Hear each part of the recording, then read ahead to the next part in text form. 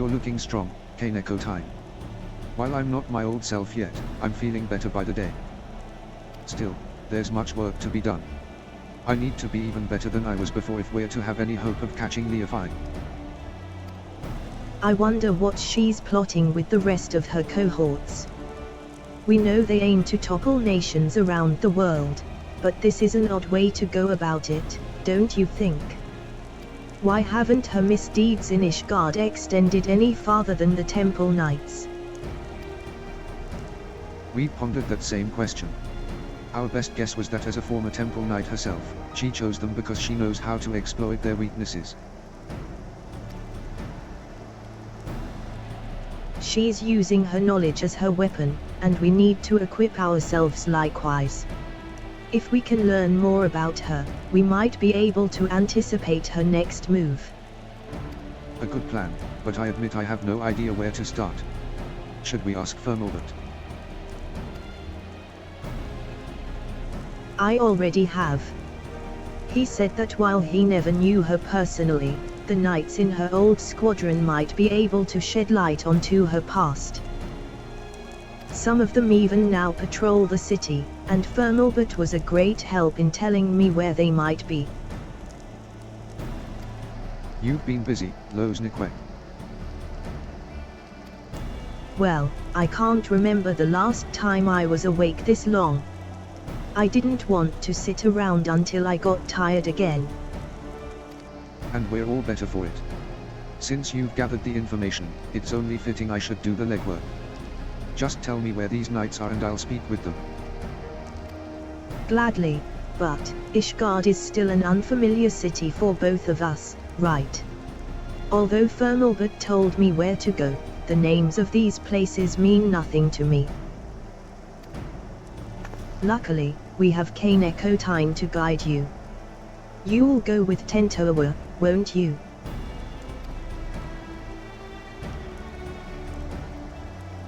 I knew we could count on you. All right, take note of these locations.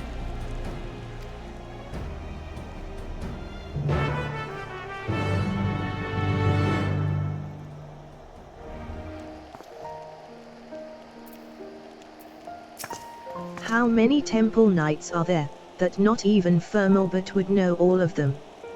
I can barely imagine. Being forced to work with someone like Leophyne isn't a fate I would envy. I'm curious to hear what these knights have to say about her. Hopefully they provide insight that'll help guide us forward. Time is of the essence, Khpein, let's get moving. Tentoawa is now accompanying you. Keep him at your side in order to proceed with quest objectives. You can leave Tentoawa behind by entering a different area, or by speaking with him and selecting the option to part ways. If you wish to have Tentoawa join you again, return and speak with him at the original location.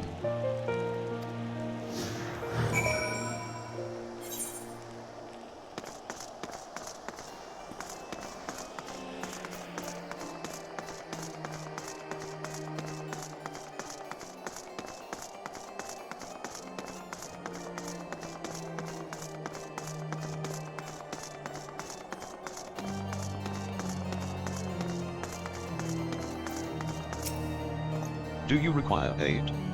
I must keep watch, so forgive me if I don't engage in idle chit-chat. Leophyne. For her, I can spare a moment. I don't suppose you know why she was expelled from the Temple Knights, do you? While few were her equal in swordplay, and fewer still handled their mounts with such grace, she oft spent her nights carousing in the gambling halls. It was after just such a night that she fell asleep while on duty. Some may call it a cruel twist of fate, but dragons attacked her chargers as she slept, and they were left defenseless. In her negligence she was deemed to have aided our ancestral foe, and thus was stripped of her knighthood and noble title both. Knights falling asleep on duty, a story that's become all too familiar. Given what happened, I've no doubt she came to fear sleep.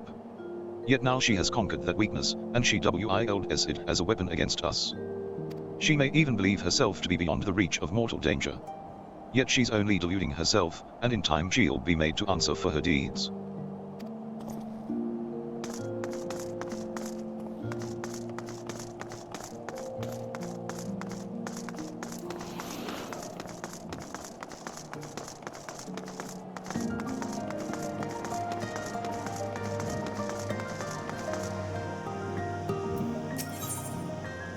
I've heard that the people of Ishgard revere a warrior god, but here is a statue of a flesh and blood knight. I've never seen such a thing. My people make no figures or depictions of our departed, fearing that such objects would keep them from finding their way to the next world. The only idol we keep is the Cradle of the Sleepless. And thanks to its blessings, a wide eye has always watched over us. So our reverence is devoted solely to the Nahual.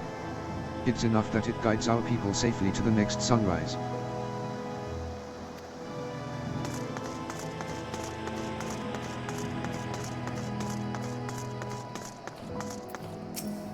All is quiet.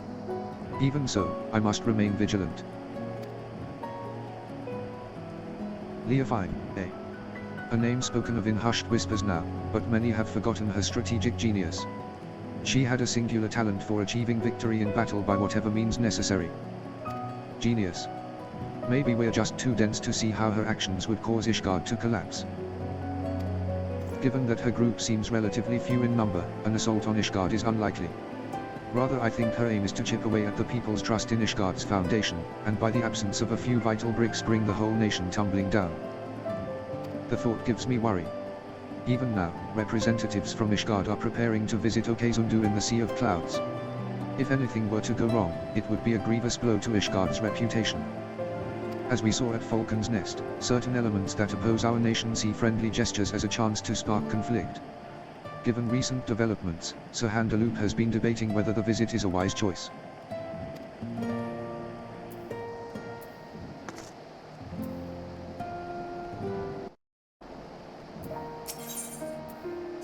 This whole city is the charge of the Temple Knights, isn't it?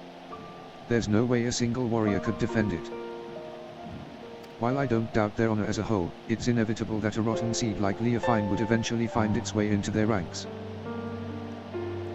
Until recently, I always believed our remote corner of Dawntrail was the safest place in this world, but if danger can find us even there, I'm not sure what to think anymore.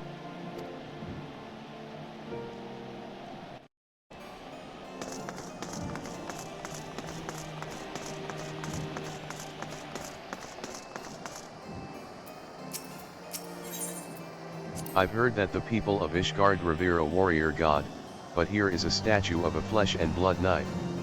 I've never seen such a thing. My people make no figures or depictions of our departed, fearing that such objects would keep them from finding their way to the next world. The only idol we keep is the Cradle of the Sleepless. And thanks to its blessings, a wide eye has always watched over us. So our reverence is devoted solely to the Narwhal. It's enough that it guides our people safely to the next sunrise.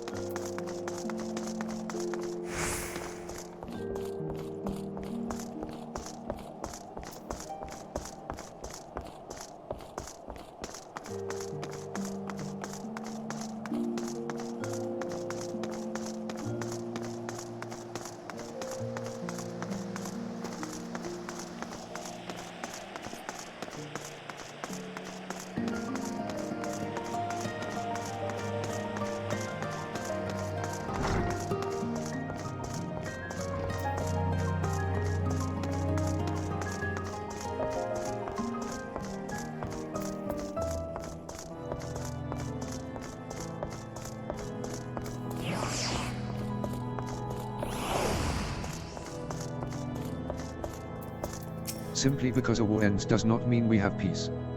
Nay, true peace lies within, as I was made to know in our struggle against despair. Now this is a rare privilege.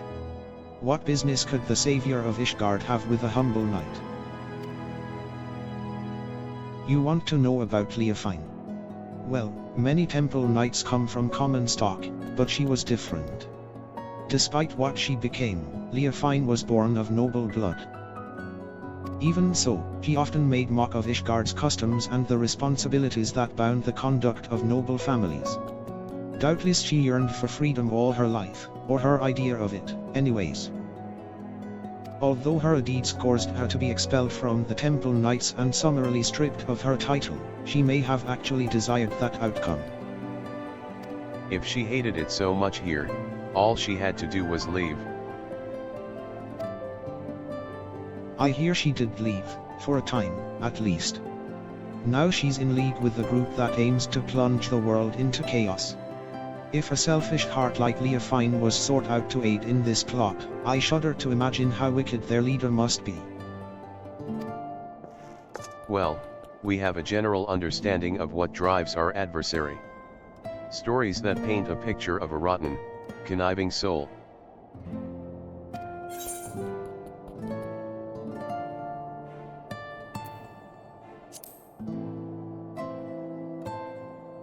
The Lord Commander? I take it that's the leader of these Temple Knights. While fancy titles hold little interest for me, I sympathize with anyone who had to give orders to a rotten apple like Leophyne. Giving the Temple Knights a warning is the least we can do. It's clear that this delegation, was it?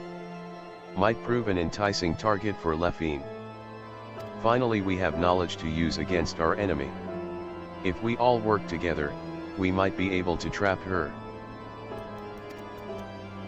We haven't much time, let's return to the congregation and tell this Handlu what we know.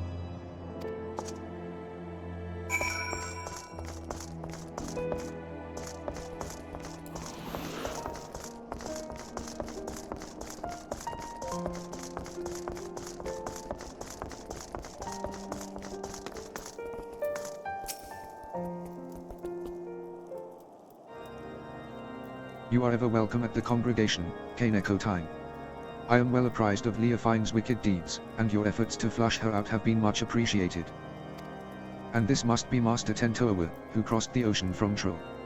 I hope you have recovered from your ordeal. I'm better than ever. Apologies for taking up one of your beds for so long. Please, no apologies are necessary. On the contrary, the Temple Knights yet owe you a debt for all you have done. Which brings us to the purpose of this visit. You had something to discuss with me.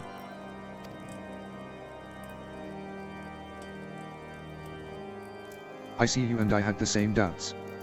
The delegation to Okezundu would be an obvious target for Leophyne. I was but recently debating the wisdom of moving forward with our plans. As you know, all of Ishgard falls under the protection of the Temple Knights. As such, 'tis only meet that we maintain and strengthen friendly relations with our neighbors. The delegation in question is tasked with deepening mutual understanding of each of our unique cultures.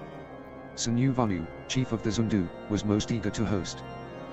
Yet so long as the spectre of Leophyne hangs over our order, I fear visits abroad are unwise. Should any of the Vanu come to harm, our relations could be damaged irreparably. As we have no way of knowing if Leophyne has caught wind of our plans, I am of the mind that postponing the delegation may be the most prudent course of action. For the safety of all.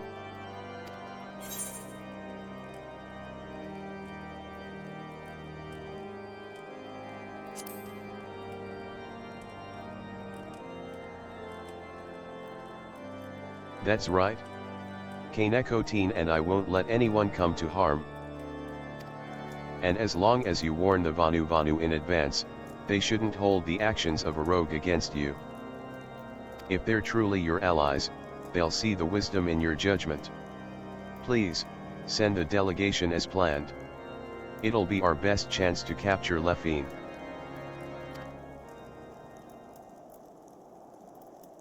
Yes, your words have merit.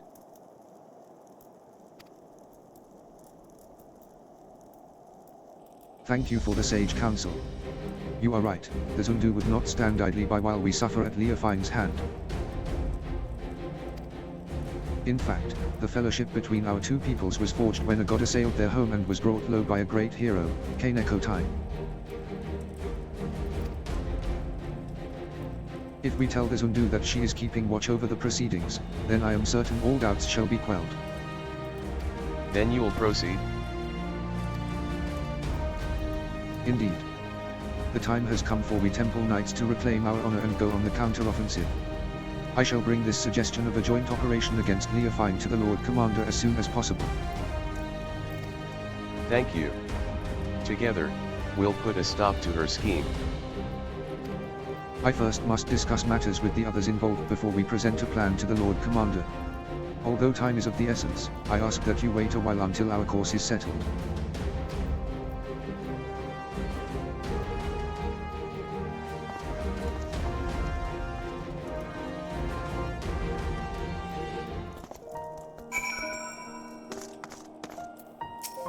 I shall summon all involved in planning the delegation to the congregation at once. Pray wait while we discuss matters and reach a final decision.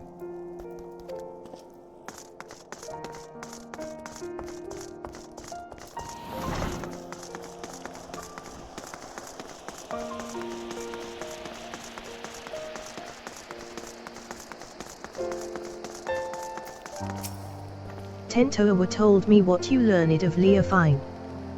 To be honest, I do empathize somewhat with her desire to be free from the bonds of sleep, but that's where my sympathy ends.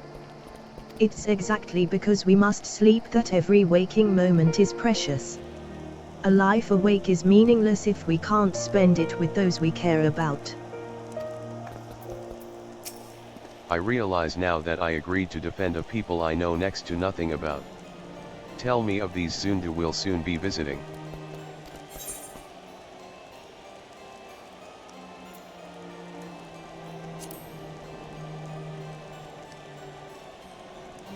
Really? Two groups of such people, so far apart? The world really is full of surprises. Even a single city is enough for a lifetime. Every day I hear something that gives me food for thought. Like the story of the Dragon Song War, for instance. Generations of animosity between dragon and man that somehow ended in a rekindled fellowship. I imagined a whole world like that. A world where there'd be no need for protectors. The White Eye watches not only the monsters in the wilderness, but our neighbors as well. We barely even considered sending delegations outside our village gates. And the cold snap only made things worse. With everyone struggling just to survive, our every thought goes towards defending our scarce resources. But if we only look outward with wariness, there's no hope for the future to change. No hope to build trust. If only there was a way to bridge the distance between us, and greet tomorrow hand in hand. But maybe that's just a silly dream. Maybe. Either way, it's a beautiful thought.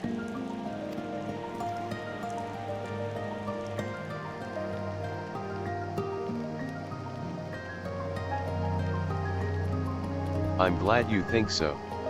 I'll hold that future in mind as I get back to training. As for you, Khpein, get some rest.